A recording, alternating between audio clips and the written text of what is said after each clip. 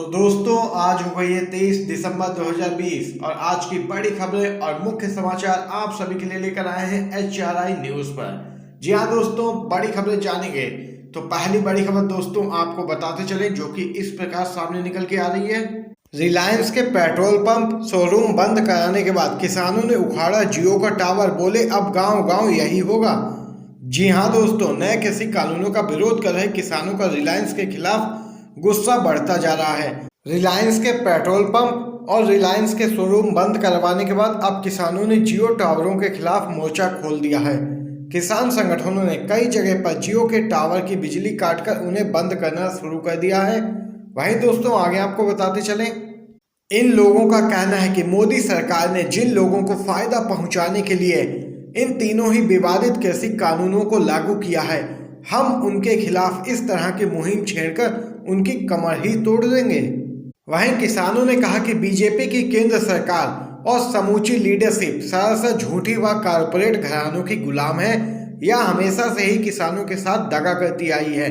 उन्होंने कहा कि मोदी सरकार किसान विरोधी कृषि कानूनों को पास कर किसानों का खून निचोड़ने पर तुली हुई है, जिसे किसी भी सूरत में बर्दाश्त नहीं किया जाएगा। किसानों का आगे कहना है कि केंद्र की मोदी सरकार किसानों की मांगों को नहीं मान रही है, इसके पीछे अंबानी और अडानी का प्रेशर है। अब गांव गांव में अंबानी और अडानी की कमर तोड़ने के लिए किसान एकजुट हो गए हैं। यह बड़ी खबर दोस्तों सामने निकल के आई है। किसानों ने कहा है उखाड़ के फेंक देंगे जियो के टावर। वहीं दोस्तों अगली बड़ी खबर में आपको बताते चले, बंगाल में ना ला पाए 200 सीट तो क्या इस्तीफा देंगे बीजेपी के नेता, ये कहना है चुनावी रणनीतिकार प्रशांत किशोर का। जी हाँ दोस्तों, आपको बताते चलें, चुनावी रणनीतिकार प्रशांत किशोर ने बीजेपी नेताओं को चुनौती दी है कि वे रिकॉर्ड पर कहें कि अगर बीजेपी पश्चिम बंगाल विधानसभा चुनाव में 200 सीटें जीतने में कामयाब नहीं होती तो वे अपना त्यागपत्र दे देंगे। इससे पहले चुनाव रणनीतिकार प्रशांत किशोर ने कहा था कि बीजेपी को पश्चिम बंगाल विधानसभा चुनाव में 10 सीटें भी नहीं आने वाली हैं। प्रशांत किशोर ने दावा किया था कि भगवा पार्टी को चुनाव में मुश्किल से 10 से ऊपर सीटें आएंगी, लेकिन पार्टी किसी भी स्थिति में 100 सीटों से नीचे ही रहेगी। अगर वे यानी कि बीजेपी पार्टी 200 सीटें जीत जाते हैं तो मैं अपना काम छोड़ दूंगा, ये कहा था प्रशांत किशोर ने।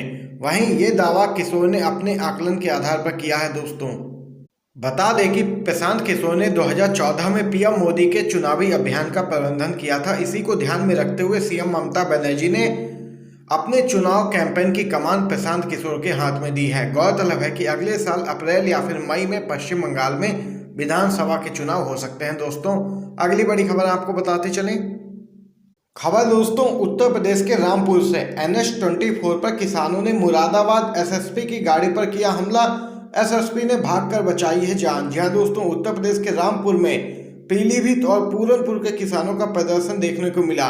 सैकड़ों की संख्या में किसानों ने नेशनल हाईवे 24 पर जोरदार प्रदर्शन किया। वहीं इस दौरान सुरक्षा को लेकर भारी फोर्स की तैनाती की गई थी। प्रदर्शन के दौरान किसान उग्र हो गए और उनकी पुलिस से तीखी नोकझोंक भी हुई। इस दौरान कुछ किसानों ने मुरादाबाद SSP प्रभाकर चौधरी की गाड़ी पर हमला बोल दिया और तोड़फाड़ की। इसके बाद पुलिस को धक्का देते हुए दिल्ली की ओर बढ़ गए किसान। तो देख सकते हैं नेशनल हाईवे 24 पर किसानों ने मुरादाबाद SSP की गाड़ी पर हमला किया और फिर SSP ने भागकर जान बचाई। वहीं अगली बड़ी खबर दोस्तों बताते चलें, भाजपा का सांसद बोला कनाडा पाकिस्तान के पैसों से किसानों को फोकट में मिल रहा है खाना। वहीं किसानों ने सीएम खट्टर की गाड़ियों पर बरसाए डंडे। दोस्तों दोनों खबरें आपको बताते चलें, कृषि कानून को लेकर आंदोलन कर रहे किसानों को लेकर भाजपा के सांसद ने एक विवादित बयान दे दिया है। ये पहली बार नहीं है जब कोई भाजपा के नेता या सांसद ने ऐसा विवादित बयान दिया हो। वहीं एक सभा को संबोधित करते हुए सांसद रमेश बिधूड़ी ने कहा कि देश में 80 करोड़ किसान हैं और बॉर्डर पर 500 किसान, 1000 किसान, 1500 किसान बैठे हैं। ये सब के सब कनाडा से आए पैसों, पाकिस्तान से आए अनाज को लेकर बैठे हैं। वे इसलिए बैठे हैं क्योंकि फोकट के पैसों से बढ़िया खाना मिल रहा है, गर्म पानी मिल रहा है, रजाई मिल रही है, इसलिए बैठे हैं। देख सकते हैं दोस्तों, वहीं इस पूरे मामले पर सोशल मीडिया पर कई लोगों ने कड़ा रोष जताया है। एक यूजर ने ट्विटर पर लिखा, किसान आंदोलन में पैसे कहां से आ रहे हैं पूछने वालों, मोदी की भक्ति में लीन अंधभक्तों, यह तुम्हारे लिए है। अब मत कहना कि किसान पिज्जा कैसे खा रहे हैं। किसानों के लिए चंदा आम इंसान दे रहा है, अंबानी और अडानी नहीं। वहीं दोस्तों इसी में एक और बड़ी खबर आपको बताते चलें। वहीं उधर कानून वापस लेने पर अड़े किसानों ने बीते मंगलवार को अंबाला में हरियाणा के सीएम मनोहर लाल खट्टर के काफिले को रोक लिया। प्रदर्शनकारियों ने गाड़ियों पर डंडे बरसाए, काले झंडे दिखाए और सरकार के खिलाफ जोरदार नारेबाजी की। वहीं मुख्यमंत्री के काफिले की गाड़ियों को निकालने के दौरान पुलिस के साथ भी धक्का मुक्की हुई है किसान प्रदर्शनकारियों की। बताते चले, मुख्यमंत्री अंबाला नगर निगम चुनाव को लेकर भाजपा के ही एक प्रत्याशी की जनसभा को संबोधित करने के लिए गए थे और जैसे ही वह रैली से निकले, किसानों ने उन्हें रोक लिया। काफिला जब आगे बढ़ा तब किसानों ने काले झंडे दिखाने के साथ साथ सीएम समेत काफिले में मौजूद अन्य गाड़ियों पर डंडे बरसाने शुरू कर दिए। तो देख सकते हैं, बड़ी मशक्कत के बाद सीएम की गाड़ियों को आगे बढ़ाया जा सका। और ये बड़ी खबर दोस्तों देख सकते हैं, किसान लगातार सरकार से मांग कर रहे हैं कि तीनों ही कृषि कानून वापस लिए जाएं, नहीं तो तब तक विरोध प्रदर्शन जारी रहेगा। इसी के साथ दोस्तों अगली खबर बताते चलें आपको। बड़ी खबर दोस्तों इस समय के बिहार से सामने निकल के आई। दोस्तों आपको बताते चलें, कृषि कानूनों के खिलाफ पटना में हुआ है प्रदर्शन, पुलिस ने किया लाठीचार्ज, कई नेताओं को आई चोट, पप्पू यादव सड़क पर गिरे। जी हाँ दोस्तों, कृषि कानूनों के खिलाफ राजभवन मार्च कर रही जन अधिकार पार्टी के राष्ट्रीय अध्यक्ष पप्पू यादव समेत अन्य समर्थकों पर पुलिस ने लाठीचार्ज किया।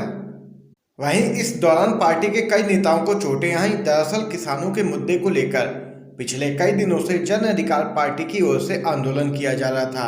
वहीं इसी क्रम में पप्पू यादव की जनतांत्रिक विकास पार्टी द्वारा पटना के राजभवन के लिए किसान न्याय मार्च निकाला जाना था, लेकिन पटना जिला प्रशासन ने उन्हें रास्ते में ही रोक दिया।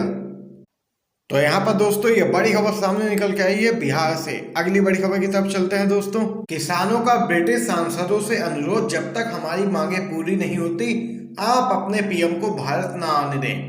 दोस्तों बताते चले, नए कृषि कानूनों का विरोध कर रहे किसान यूनियनों ने कहा कि आगे की बातचीत के लिए केंद्र सरकार के प्रस्ताव पर फैसला जल्द ही लेंगे, तब तक के लिए फैसला टाल दिया गया है। इसी बीच किसान तीनों कृषि कानूनों को वापस लिए जाने की मांग पर अड़िग हैं। वहीं दोस्तों आपको बताते चलें, किसानों ने कहा है कि वे ब्रिटेन के सांसदों को भी पत्र लिखेंगे और उनसे आग्रह करेंगे कि वे 26 जनवरी को भारत के गणतंत्र दिवस समारोह में शामिल नहीं होने के लिए अपने प्रधानमंत्री बोरिस जॉनसन पर दबाव डालें। गौरतलब है कि जॉनसन अगले महीने होने वाले कार्यक्रम में मुख्य अतिथि होंगे। उल्लेखनीय है कि तीनों कृषि कानूनों को रद्द करने की अपनी मांग से पीछे हटने से किसान संगठनों के इनकार करने के बाद बने गतिरोध के बीच 9 दिसंबर को छठे दौर की वार्ता रद्द हो गई थी और तब से किसानों ने ठान लिया है कि वह अपने स्थान से तब तक नहीं हिलेंगे जब तक वह इन तीनों ही विवादित कृषि कानूनों को केंद्र सरकार से रद्द नहीं करवा लेते। उत्तर प्रदेश में गायों को लेकर राजनीति, प्रियंका गांधी ने योगी आदित्यनाथ पर बोला है हमला। आप सभी दोस्तों को बताते चलें, उत्तर प्रदेश में भाजपा से दो हाथ करने के लिए कांग्रेस ने हिंदू कार्ड खेलने की भाजपा की रणनीति से ही जवाब देने का फैसला किया है। इसके संकेत उस समय मिले जब राज्य की प्रभारी महासचिव प्रियंका गांधी ने गायों का मुद्दा उठाकर योगी सरकार पर हमला बोला। प्रियंका ने योगी के नाम लिखे पत्र में लिखा, गौमाता के शवों की तस्वीर देखकर मन विचलित है, गायों की भलाई के नाम पर गौवंश की दुर्दशा की जा रही है। वहीं दोस्तों आपको बताते चलें, गायों को लेकर राजनीति करने वाली भाजपा को कांग्रेस मध्य प्रदेश और छत्तीसगढ़ में पहले ही जवाब दे चुकी है और वहीं अब इसी मुद्दे पर प्रियंका गांधी ने योगी सरकार को घेरा है। उल्लेखनीय है कि योगी सरकार समूचे प्रदेश में गौधन को लेकर करोड़ों की रकम विज्ञापन पर खर्च कर चुकी है। इतना ही नहीं, गायों को हिंदू धर्म से जोड़कर प्रदेश में राजनीति का ध्रुवीकरण करने में जुटी है। वहीं इस पूरे मुद्दे पर कांग्रेस के प्रदेश अध्यक्ष अजय कुमार लल्लू ने स्पष्ट किया है कि 2022 में विधानसभा चुनाव में कांग्रेस भाजपा को उसी की भाषा में जवाब देगी।